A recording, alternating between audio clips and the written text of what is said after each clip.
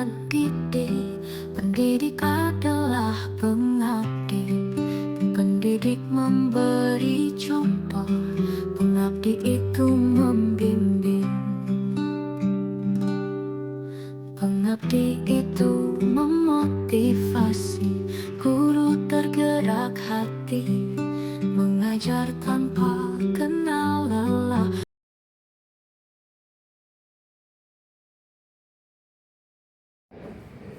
Selamat siang Pak Imam. Selamat siang Pak Torun. Gimana kabarnya Pak Imam? Alhamdulillah sehat, baik Pak. Keluarga di rumah isian ya Pak Imam? Baik. Ya. Alhamdulillah, semoga dengan sama keluarga di rumah selalu dilindungi Allah SWT. Amin.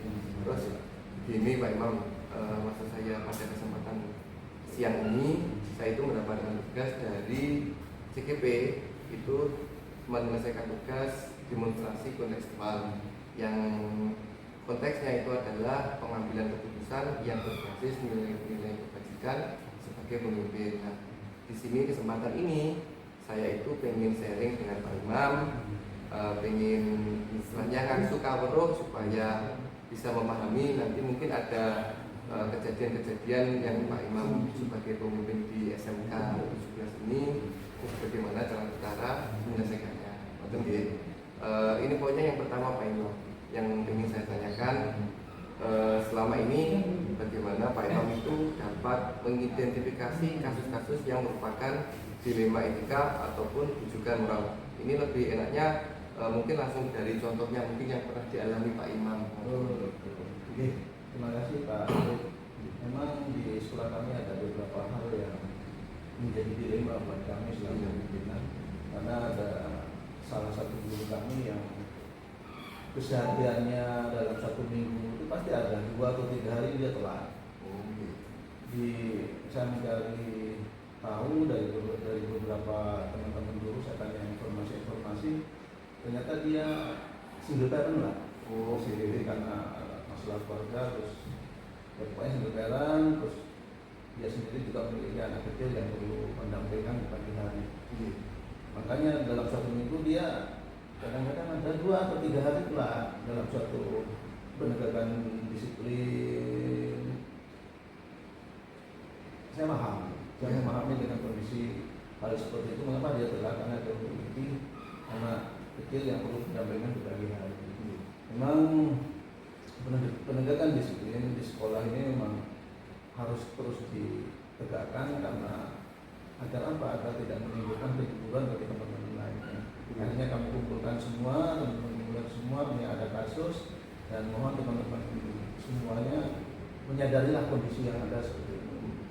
Karena kalau tidak diselesaikan, tidak dikumpulkan teman-teman warga sekolah yang ada di SMK 17 Mercuri ini akan menjadi bumerang di kemudian hari. Makanya saya sampaikan ini kasus, mohon kebijakan teman-teman jangan sampai menjadi saya tidak, artinya tidak apa ya, tidak membedakan guru yang satu dengan guru sama. Kalau memang dia ada hal yang terlambat, kita sampaikan, kita tegakkan bersama, dan kedepannya kan enak kita lakukan untuk proses pembelajaran seperti mungkin itu kasus ya. Terus ini Bapak, selama ini bagaimana Pak Imam itu menjalankan pengambilan keputusan di sekolah, terutama untuk kasus-kasus di mana ada kepentingan yang sama-sama benar atau sama-sama mengandung nilai kebajikan. Tadi seperti Pak Imam katakan tadi kan, ada guru yang kadang-kadang telat karena di rumah juga punya anak kecil, single parent, dan juga punya kewajiban harus datang tepat waktu. Memang untuk mengatasi hal seperti itu kita kumpulkan semua guru agar apa? Agar bisa ditemukan titik temu dan tidak menimbulkan permasalahan di kemudian hari. Hal-hal seperti ini sering kami lakukan. Ini ada pendapat yang benar, yang satunya juga memiliki pendapat yang benar. Di kedua hal ini kita ngambil praktika, kita ngambil mufakat, kita minta pendapat teman-teman guru dari kedua hal yang sama-sama benar itu mana yang paling benar. Dari situlah kita ambil keputusan, ambil kesepakatan bahwa poin ini yang paling benar, mari kita lakukan bersama-sama. Jadi dua hal yang berbeda, walaupun benar pasti ada yang paling benar dan bisa bisa dijalankan oleh semua warga sekolah yang ada di sana. Terima kasih Pak Imam penjelasannya.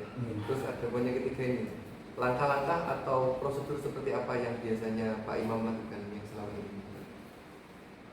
Prosedur biasanya saya mengecek dulu Pak, mengecek dulu apa permasalahan yang ada, saya kumpulkan, saya tanya, saya diskusi dengan wakil-wakil kami. Untuk apa? Untuk saya menemukan titik permasalahannya. Dan apabila sudah ditemukan titik permasalahannya, dan kita sudah berkomunikasi dengan waka-waka, wakil-wakil kami, kita pertimbangkan, kita putuskan mana yang terbaik yang bisa kita lakukan untuk menyelesaikan permasalahan yang ada. Seperti itu. Terus selanjutnya Pak Imam ini mungkin hal-hal apa saja yang selama ini Pak Imam anggap efektif dalam pengambilan keputusan pada kasus-kasus dilema etika? Paling efektif untuk pengambilan keputusan harus terpaku pada aturan-aturan yang sudah ditentukan oleh sekolah. Walaupun itu berat dilakukan, akan tetapi harus tetap ditegakkan. Walaupun banyak pertentangan, ada pertentangan nggak sedikit, tapi lambat laun hal keputusan yang terbaik yang diambil oleh kepala sekolah dan keputusan yang diambil oleh kepala sekolah itu sudah ada pertimbangan-pertimbangan dan masukan-masukan juga dari wakil-wakil kepala sekolah. Mungkin itu. Terus yang selanjutnya Pak Imam, mungkin ada hal-hal yang selama ini merupakan tantangan dalam pengambilan keputusan pada kasus-kasus dilema etika yang Bapak alami. Kepedulian yang diutamakan Pak untuk menyelesaikan kasus-kasus dilema etika. Artinya peduli terhadap sekolah. Ya, betul. Walaupun di luar sana dia memiliki kepentingan yang sama-sama penting, tapi tugas guru di sekolah harus diutamakan. Komunikasi yang baik antara guru, teman-teman guru, dan kepala sekolah selaku pemegang kebijakan harus selalu berkomunikasi agar kasus yang terjadi tidak terus berkembang dan semuanya akan berjalan baik apabila selalu berkomunikasi efektif dengan semua warga sekolah. Mungkin itu. Terus selanjutnya Pak Imam,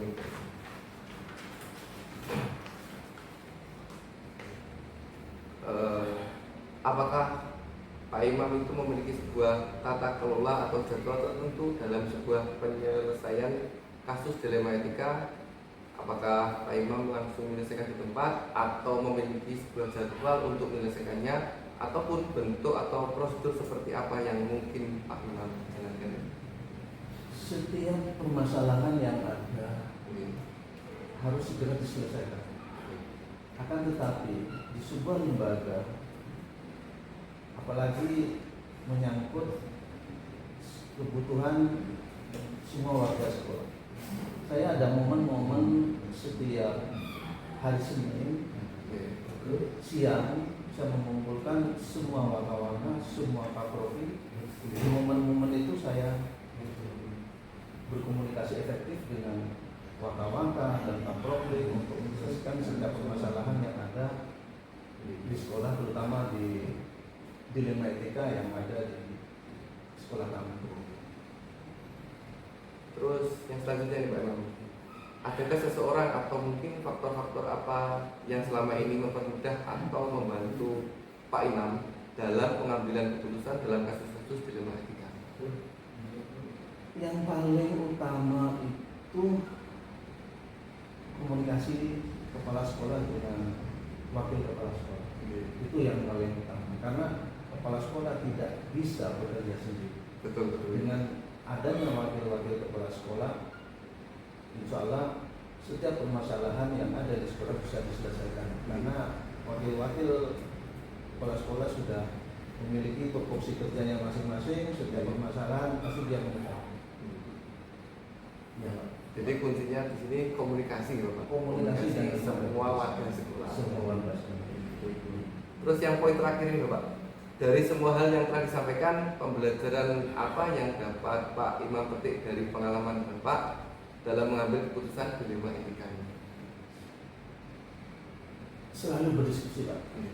Selalu berdiskusi, kita bicara, kita cari permasalahannya, kita pecahkan permasalahan itu, dan kita ambil keputusan, kita selesaikan, dan itu kita jalankan bersama semua warga sekolah. Artinya diskusi, komunikasi, jangan lupa pengawasan tetap ada di kepala sekolah agar sekolah terus berjalan dengan semestinya. Mungkin itu yang bisa saya sampaikan, Pak. Terima kasih Pak Imam untuk materi ini. Dalam pembahasan ini saya luar biasa dapat pengalaman yang luar biasa dari Pak Imam, dengan mulai dari komunikasi yang baik dengan warga sekolah, terus berdiskusi dengan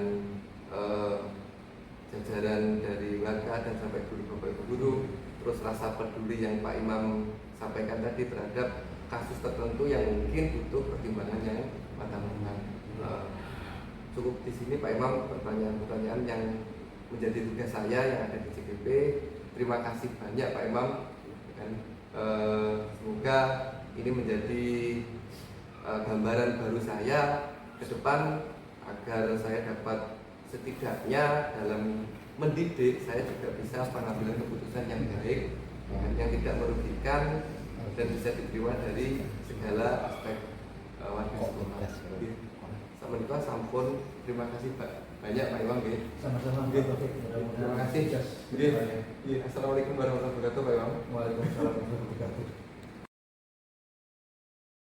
Contoh pengabdi itu membimbing, pengabdi itu memotivasi, guru tergerak hati, mengajar tanpa kenal lelah, memberi cahaya di pagi hari. Guru tergerak hati, guru bergerak penuh semangat, guru menggerakkan jiwa, menginspirasi kita semua.